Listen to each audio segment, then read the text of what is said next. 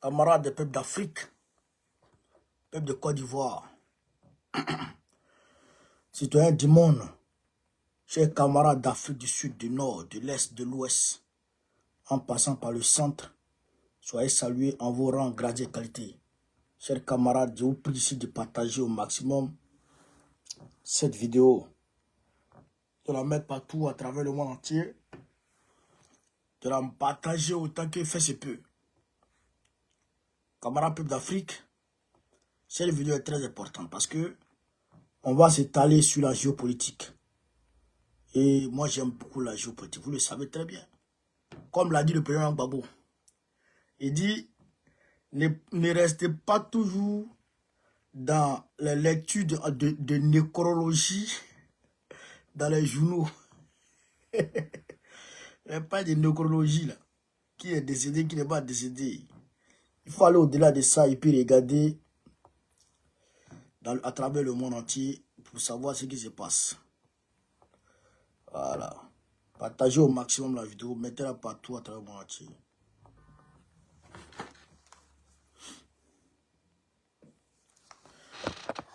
Alors, chers camarades, je vais aborder avec vous aujourd'hui l'arrestation d'un cadre du PDC-RDA par Dramane Ouattara. On va aborder la séparation. Le Tchad a demandé le départ de l'armée française. On va aborder ce point. Et puis, Tinubu est venu en France. Il a été reçu par Macron. Et bien entendu, il y a un sommet de la CEDEAO qui pointe à l'horizon. Je dirais le 15 décembre 2024. On va essayer de mettre bout à bout. On va essayer de croiser ces informations-là pour voir qu'est-ce qui se prépare, qu'est-ce qui se trame au niveau de la France-Afrique pour que nous autres, on puisse alerter les camarades panafricanistes pour qu'on se prépare en conséquence. Alors, chers camarades peu d'Afrique, Dramane Ouattara, allergique aux critiques, allergique à la prise de parole de l'opposition, il a fait arrêter le cadre du PDC-RDA, Ange Dagaré qui a été arrêté, parce que Ange, il a tenu des propos durs, mais ça reste dans le cadre de la liberté d'expression. Donc Ouattara l'a fait arrêter et grâce à Dieu, il a été libéré aujourd'hui. Donc on remercie le bon Dieu et on dit, comment on appelle ça? On dit Yako au frère du PDCI qui a subi cette injustice parce qu'il a été arrêté juste parce qu'il a parlé. Donc on n'est pas d'accord. Nous sommes dans un pays démocratique, un pays censé être un pays de liberté d'expression. Donc on n'est pas d'accord avec la chasse aux opposants. On n'est pas d'accord avec ça. Donc tout opposant qui sera dans ces situations-là, nous allons lui apporter nos soutiens. C'est ça aussi qui est la vérité. Donc, chers camarades peu d'Afrique, quand j'ai dit ça, on va aller au niveau du Sénégal. Vous avez écouté Bachir Diomaye Faye.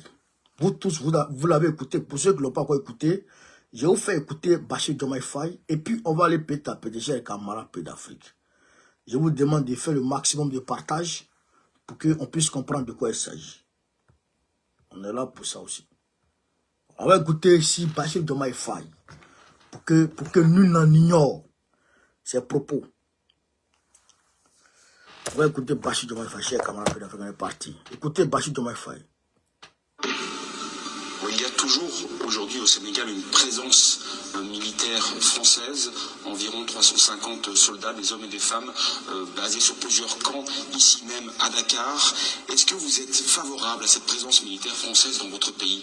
Est-ce qu'en tant que Français, vous envisagez de nous voir dans votre pays avec des chars ou avec des véhicules militaires, des militaires sénégalais avec les tenues sénégalaises, comme ça parce que sur le plan historique, la France a esclavagisé, a colonisé et est restée.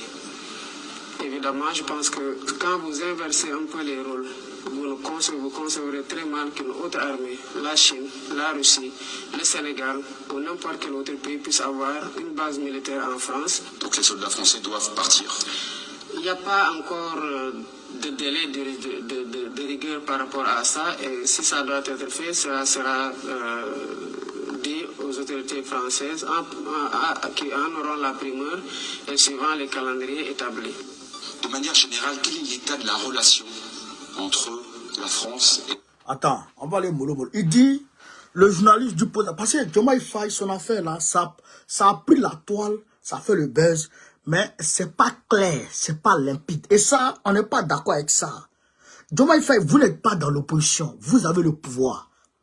Vous avez le pouvoir exécutif, vous avez le pouvoir législatif. Donc, vous ne pouvez pas, tu ne peux pas parler comme si tu étais un opposant. Non, non, non. On lui pose la question, est-ce que vous acceptez encore la présence de l'armée française au Sénégal, à Dakar? Et dit non, est-ce que vous qui êtes français là, est-ce que vous, comment est-ce que vous verrez, de quel œil vous verrez des militaires sénégalais en tenue en France? Est-ce que c'est normal? Le gars dit non, c'est pas normal. Donc, nous aussi, on ne veut pas. Là on est d'accord. On est d'accord. C'est pas normal que des militaires français, des militaires sénégalais, français soient au Sénégal, tout comme en Côte d'Ivoire, tout comme partout à travers l'Afrique ou à travers le monde entier. On n'est pas d'accord. Maintenant, le gars lui demande, le gars lui pose la question. Donc l'armée française doit partir. L'armée française doit partir. Et dit, on n'est pas encore à ce niveau-là. On est en train de réfléchir. Quand on va finir de réfléchir, quand on sera prêt, c'est la France, les autorités françaises qui auront la primeur de ce qu'on aura décidé. Mais ici, on va écouter ici Marc Kellerman de France 24. Il casse des papos sur Bachir Diomaye Faye. Tu sais qu'aujourd'hui là, Dieu a tellement fait les choses que la France-Afrique elle-même, elle s'embourbe. Elle se mélange les pattes. Et donc, comme ça, nous, ça nous arrange. Nous, on répond, on regarde. Nous, on suit les choses de très près. Et donc, on va écouter ce Marc Kellerman. Pourquoi je le Marc Kellerman de France 24. On va l'écouter, chers camarades. Tapotez, pas la vidéo. François Zaoto, merci beaucoup. Hein.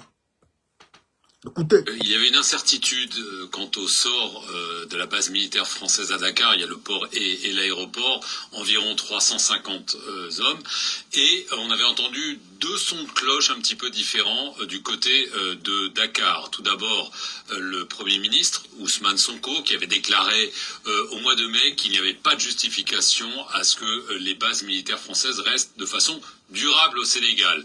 Un mois après, le président Diomaye Faye était venu à Paris, il y avait une rencontre à l'Elysée le 20 juin avec Emmanuel Macron, et d'après l'envoyé spécial d'Emmanuel Macron pour la reconfiguration du dispositif militaire Jean-Marie Bockel, qui assistait à cette réunion, le président Macron a demandé à son homologue sénégalais « Est-ce que vous voulez fermer la base, oui ou non ?» Ce à quoi le président sénégalais lui a répondu « Laissez-nous le temps d'y réfléchir ». Et visiblement, le temps de la réflexion est terminé, la décision a été prise en haut lieu à Dakar de vouloir fermer cette base. Alors, le calendrier n'est pas encore établi. Et évidemment, on dit qu'on veut maintenir un partenariat.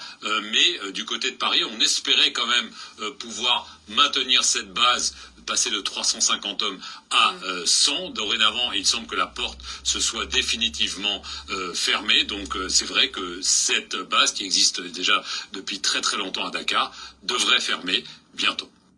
Voilà. Donc, vous avez écouté, chers camarades Pays d'Afrique.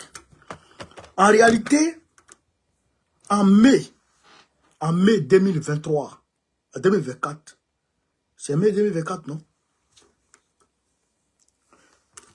Sonko recevant Emmanuel Mélenchon au Sénégal a dit qu'on ne peut pas accepter. Il a même pris l'exemple sur le général de Gaulle. Il me rappelle très bien que le général de Gaulle, après le débarquement de Normandie, vous savez que les Américains sont venus, c'est les Américains et puis les Noirs qui sont venus libérer la France ici. Donc après le débarquement de Normandie, quelques mois après, le général de Gaulle a demandé à l'armée américaine de dégager. Vous comprenez ça? Donc, il dit que c'est pas normal que l'armée, c'est pas normal que l'armée américaine, l'armée française demeure au Sénégal. Sonko l'a dit. Sonko a fustigé l'armée française. Mais, le 20 juin, Sonko demande à Diomaye Faye de venir. Macron demande à Diomaye Faye de venir en France. Et Diomaye Faye arrive en France. Jean-Marie Bockel, l'envoyé spécial de Macron en Afrique, assiste à la réunion. Et Macron lui pose la question à Diomaye Faye. Diomaye, qu'est-ce que tu veux qu'on fasse de la présence militaire française au Sénégal? Parce qu'ils sont au port et puis ils sont à l'aéroport, comme en Côte d'Ivoire. Ils ont pris le port, ils ont pris l'aéroport. Et donc, Diomaye Faye dit, bon, je ne sais pas, on est en train de réfléchir. Quand on va finir de réfléchir, on va s'entendre. Mais, en mois de septembre, non, en octobre là, c'est le mois d'octobre, avant les élections, en pleine campagne pour les élections législatives au Sénégal, Jean-Marie Bockel est venu casser les papos sur France 24. Le même genre, l'envoyé spécial de Macron, il est venu casser les papos sur France 24. C'est là il a dit, quand il a été auditionné par la commission de l'Assemblée nationale française, il a dit que en espace de quelques heures, ils ont amassé, je crois, 4000 hommes. 2000 à 4000 hommes. Hein. C'est 2000 hommes et c'est 4000 hommes. Je pense que c'est 4000 hommes en Côte d'Ivoire pour d'éventuelles attaques au Niger. Vous vous rappelez de ça, non? J'ai fait une vidéo, 2000 hommes, merci. J'ai fait une vidéo sur ça, et puis j'ai démontré, et puis j'ai attaqué, j'ai fustigé ça. Donc, quand il a fait cette révélation, il a révélé aussi que leur position au Sénégal dépend de Diomaye Faye. Il a dit ça. Maintenant, Diomaye Faye, je pense qu'il n'a pas aimé cette sortie, puisqu'ils étaient en campagne. Donc, il n'a pas aimé l'opportunité de ces révélations. Vous comprenez ça? Donc, Diomaye Faye, automatiquement, il était fâché. Donc là, il vient donner cette interview-là pour dire qu'il n'est pas normal, en grosso modo, c'est ce qu'ils avaient dit, il n'est pas normal que l'armée française soit encore au Sénégal. La France qui a colonisé, qui a d'abord esclavagisé, colonisé, il n'est pas normal que la même armée française se maintienne au Sénégal. Il n'est pas d'accord, lui n'est pas d'accord. Ok, tu n'es pas d'accord, on comprend. Ou bien c'est pas ça, il n'est pas d'accord, ok. Bon, si tu n'es pas d'accord, Diomaye Faye, eh bien, il faut écrire l'armée française, monsieur Macron, je ne veux plus que l'armée française reste sur moi. Donc, qu'est-ce qu'on fait? Voici, dans l'accord, voici, tel article dit que si je veux, je peux dénoncer l'accord. Donc, je décide de dénoncer l'accord. Et tel article dit, quand je dénonce l'accord, tu as 6 mois ou tu as 5 mois pour quitter mon pays. C'est pas ça? C'est pas ça, c'est ça, non? Bon, tu ne dis pas ça, et tu vas nous parler comme ça. Tu veux que nous ayons des enfants, mais quoi? Tu veux que nous ayons des enfants, mais quoi? Comment lui là? Non, il n'est pas normal que la France reste. Il n'est pas... Et puis, non, ça. Tout le monde sait que c'est pas normal. Depuis toi, tu n'étais pas encore venu. Nous, on sait que c'est pas normal. Tu n'étais pas là. Nous, on sait que c'est pas normal. Nous, on se battait pour que toi, tu viennes au pouvoir. Nous, on sait que c'est pas normal. Ouais, on sait que c'est pas normal. Maintenant, tu es au pouvoir. Tu as le pouvoir exécutif, tu as le pouvoir législatif. On sait que c'est pas normal. Prends les dispositions qu'il faut prendre pour que cela dégage. C'est tout. Oh, ben, cher camarade. C'est tout, non?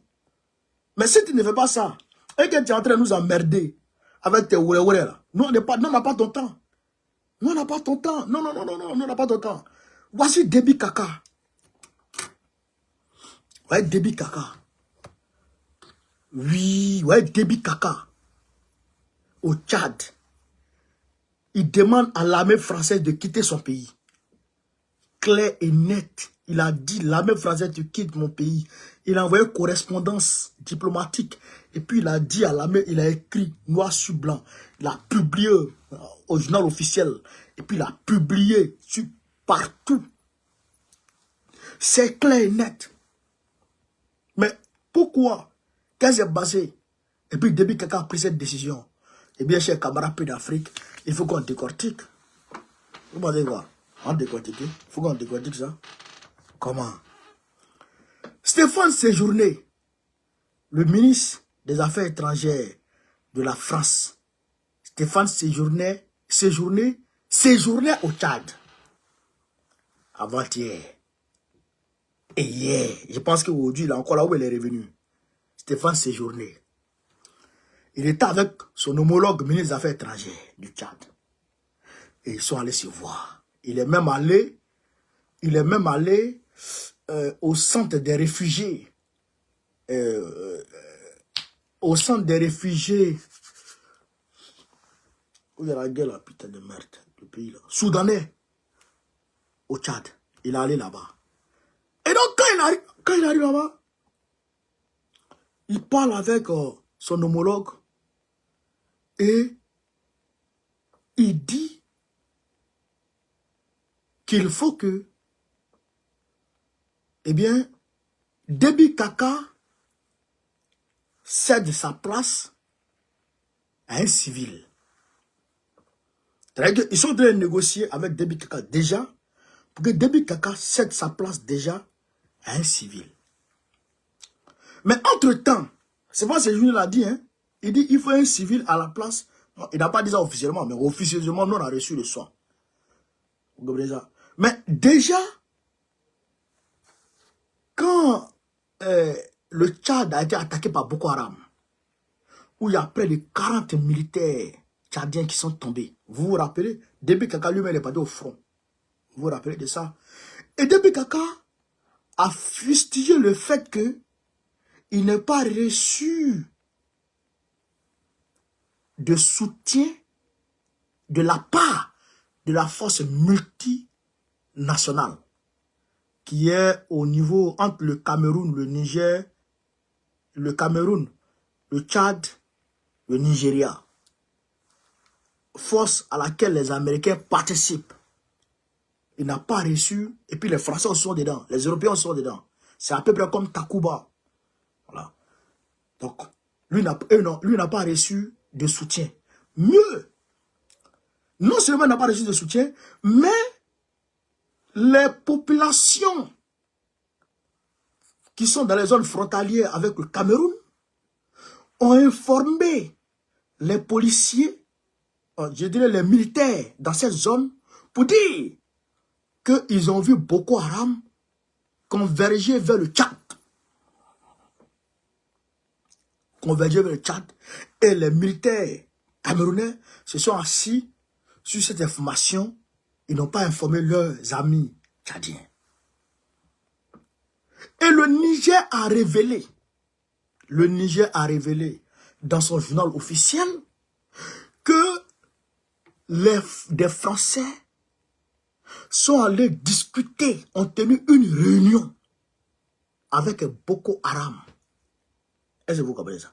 Que les Français ont tenu une réunion avec Boko Haram juste avant l'attaque qui a touché le Tchad.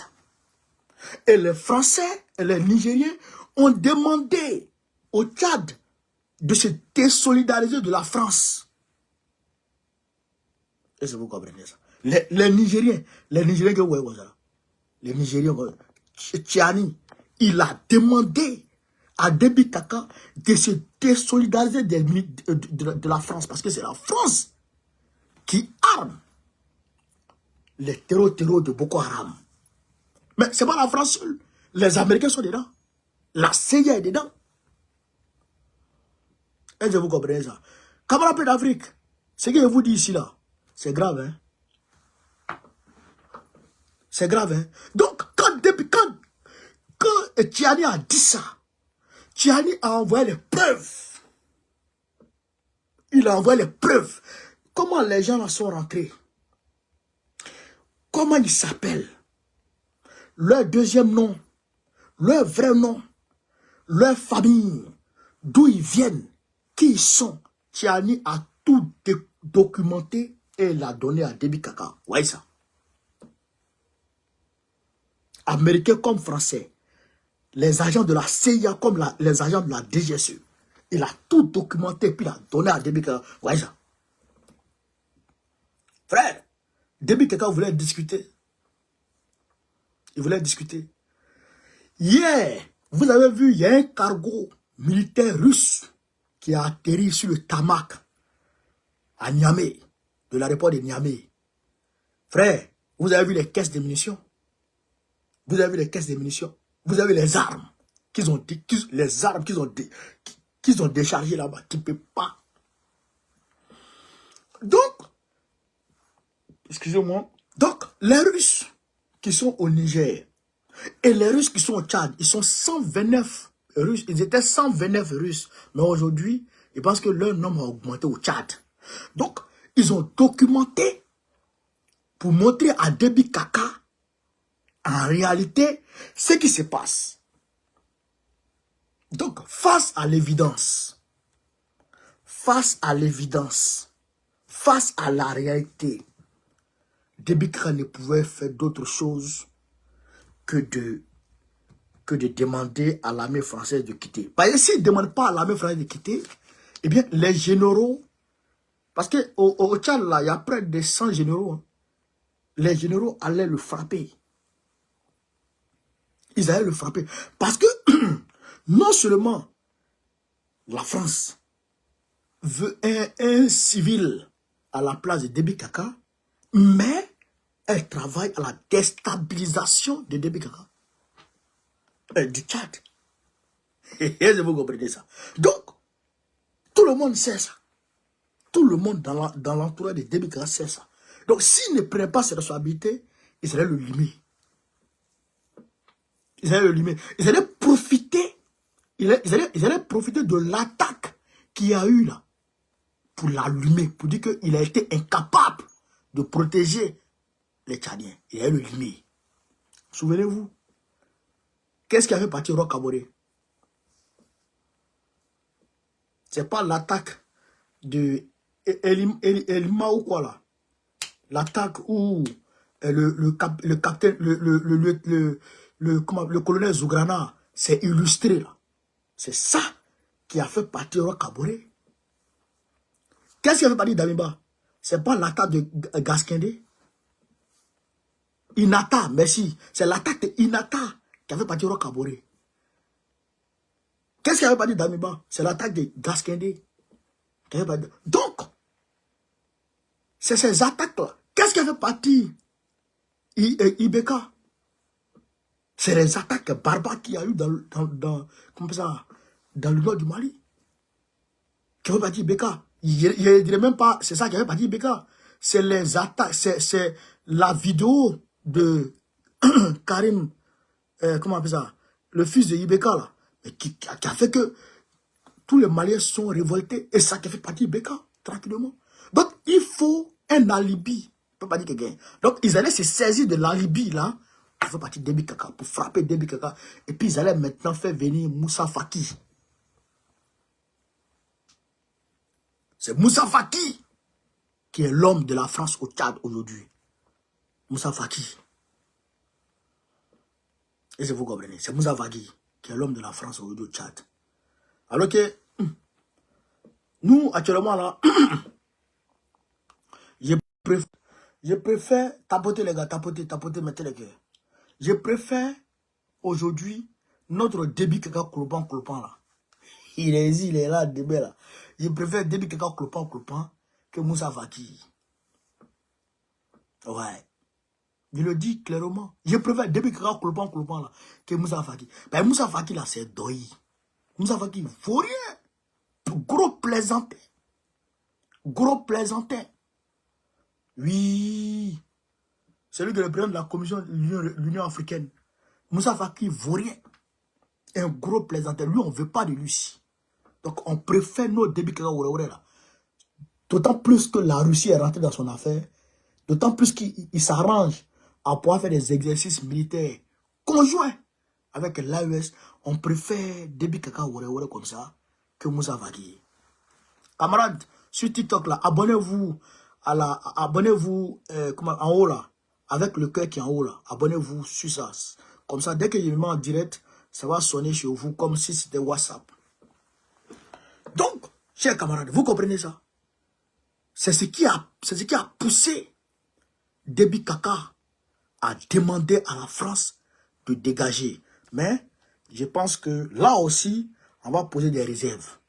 Déby Kaka, nous on t'accompagne. Tu sais que le peuple africain ne veut plus entendre parler de l'armée française. Le peuple africain ne veut plus entendre parler du franc CFA. Tous ceux qui veulent le franc CFA, tous ceux qui dégagent le franc CFA, tous ceux qui ne veulent pas entendre parler du franc CFA, tous ceux qui sont contre le franc CFA sont les amis du peuple panafricaniste. Donc, le combat que tu es en train de mener là, on va te soutenir. Mais, si tu nous lâches, on te lâche. Si tu nous lâches en route, on te lâche en route. Si tu continues sur le bon chemin, on sera avec toi. On va oublier ce que tu as fait. Ce que tu as fait là, on va pardonner. Didier, merci beaucoup. Ce que tu as fait là, on va pardonner. On va pardonner. Désiré Yobo, merci. On va pardonner. C'est vrai qu'on ne va pas oublier, mais on va pardonner. Mais ce que te demande, personnellement, c'est que nos frères du sud du Tchad, là, les chrétiens du Tchad, là, il faut les considérer comme tes frères. Il faut les considérer comme des Tchadiens à part entière. Parce que vous avez un problème avec eux. Ça là, je te demande ça. Il faut considérer nos frères du Sud comme des frères et sœurs du Tchad. Parce que tu as été trop mauvais. Tu as été trop mauvais contre eux. Tu as été trop méchant. Et ça, on n'est pas d'accord. Ça, on n'est pas d'accord. Camarade peu d'Afrique, Tinubu est venu en France. Il a été accueilli en fanfare. Frère, c'est-à-dire qu'un rouleau compresseur diplomatique qui a été déployé contre lui, qui a été déployé pour le séduire. Les Français ont interprété des chansons de Piscoué. Ils ont fait des dîners de fous. Ils ont préparé Kalaba. Ils ont préparé Langouste. Frère, ils ont cuisiné Yeri. Ils sont allés chercher champignons sur le ciel, dans le ciel. Puis ils ont envoyé ça à l'Élysée. Puis ils ont cuisiné ça. Puis ils ont donné ça à Tinubu. Personne n'avait encore mangé ça dans le monde. C'est Tinubu seul qui a dégusté ça. Et qu'ils ont mis Tinubu à l'aise. Je me demande même si lui on pas donné les petits go quelque part là-bas. Bon, comme il était avec sa femme, ça sera un peu ménagé. Mais frère, ils ont accueilli Tinubu à grande pompe. Mais pourquoi? Pourquoi? Je vais vous expliquer ça.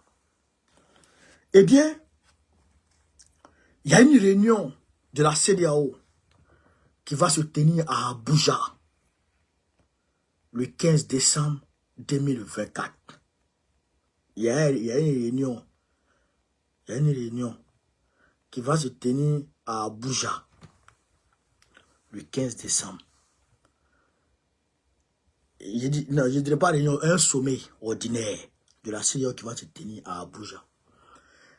Vous savez que l'AES a quitté la CEDEAO en janvier 2024. Donc le 25 janvier 2025, les 1 an de l'AES, les 1 an du retrait, les 1 an de délai imparti par la CEDEAO selon ces textes arrive à échéance. Donc, selon les textes de la CEDEAO, même si nous on sait qu'au niveau de l'AES, nous on est déjà devant. Hein? Donc, dans les textes, ça arrive à échéance. Donc, il y a deux partis dans la CEDEAO qui se dégagent. Deux positions. Il y a certaines personnes, il y a certains présidents qui souhaitent qu'on les laisse partir. Et il y a certains qui souhaitent qu'on les maintienne, qu'on use de tous les moyens pour les faire revenir. Est-ce que vous comprenez ça? Voilà. Donc, la France, Macron est fait. Il veut tout faire pour que Tinubu puisse peser de tous ses poids pour que l'AES demeure. Vous vous rappelez, chers camarades, en 2011, je dirais 2010-2011, pendant la crise ivoirienne, Sarkozy a appelé 11 fois. Sarkozy a appelé 11 fois. Eh bien, comment on appelle ça? Sarkozy a appelé 11 fois Goodluck Jonathan, qui était président de truc de la CEDEAO. Goodluck, il a été président de la CEDEAO. Il a fait pression sur lui, quand Goodluck Jonathan a accepté les conditions de Macron, les conditions de Sarkozy. Donc, Goodluck Jonathan était président de la CEDEAO d'alors. Donc, c'est la même chose aujourd'hui que Macron est en train de faire à Tinubu pour amener Tinubu à accepter, à baiser de tous ces